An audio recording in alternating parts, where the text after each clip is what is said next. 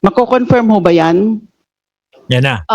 Your Honor, I'm reading from the 2021 SALN submitted by the Vice President, and it is stated there that the liabilities was a personal loan from various creditors po by Attorney Manasseh Carpio. Yes. How about on the part of VP Sara herself? Meron pa ho ba ng mga report? Sabi ni Choconut Queen, 7 years kinulong si De Lima, pinag-initan lang ni Duterte. Look how professional ang demeanor ni De Lima. And then, tsaka, isa pa doon sa hinangaan ko dito, itinabi siya diba? Doon sa Congress, itinabi siya doon sa gilid ni dating Pangulong Duterte. Wala, okay lang siya. No? Talagang yung composure niya, buong-buo pa din, no, mga kababayan. Yung iba niya medyo, dating presidente, ito yung nagpakulong sa akin Di ba? Umaawat pa siya nun, nung napipiko na ang dating Pangulong Duterte kay Trillanes. Liabilities in 2016, 2017, beginning in 2021. Meron ho ba rin report na liabilities? Let me check, Your Honor, with regard to the 2022 SALN of the Vice President.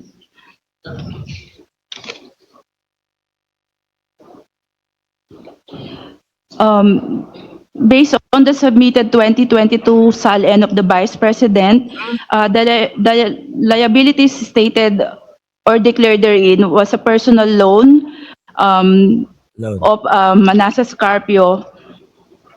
That's all, Your Honor, for the 2020. Manasseh Carpio. How about 2022?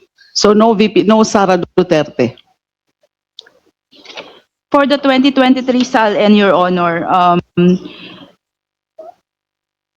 based on the submitted SALN by the Vice President, the liabilities declared therein was a personal loan of Manasseh Carpio, Your Honor. Again, of Manasseh Carpio and not Sara Duterte.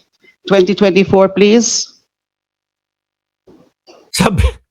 Sabi ni Ma'am Juvie Sestina, tanong lang po, nasaan po si Sara Duterte? Yun ang hindi ho natin alam kung nasaan noong mga panahon na nasa Congress po sila. Na sana siya yung nandun para naririnig natin kung ano yung mga sagot niya dito sa mga issue sa kanya.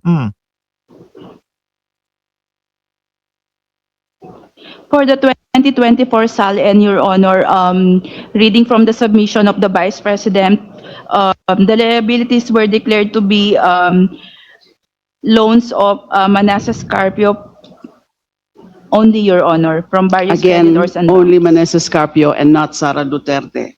Observation with respect to this, for the record, Madam Chair, ang ganitong biglang pagbabago sa paraan ng pag-uulat ng liabilities ay lubhang kahinahinala at nararapat siya sa atin, as it may indicate reclassification. Louder, Honorable De Lima, please. Ang ganito pong pagbabago sa paraan ng pag-uulat ng liabilities ay lubhang kahinahinala at nararapat siya sa atin, as it may indicate reclassification or possible. Kasi consistent ka lang at wala kang binabago, tuloy-tuloy lang yan So, tapos nagulat biglang nung siguro dating Pangulong Duterte na yung nakaupo. Kaya na pag ano. Ito,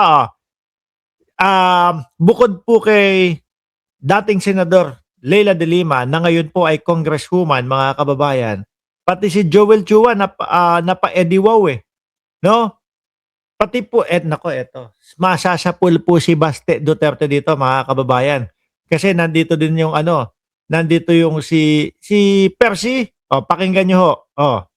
Kasi pabalik-balik po tayo dun sa arithmetic ng pag-subtract ng inflow dun po sa outflow. So for the record po, Madam Chair, kung isusubtract more or less yung inflow na 4.425 billion at yung outflow na 1.554 billion para po doon sa mag-asawa, ang lalabas pong total dyan ay 2.871 billion.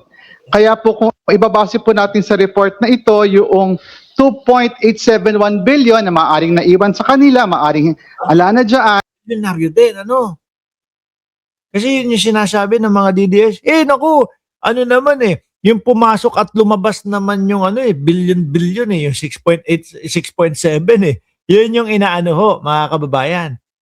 idinadahilan niya yun o ginagamit ng mga DDS ho.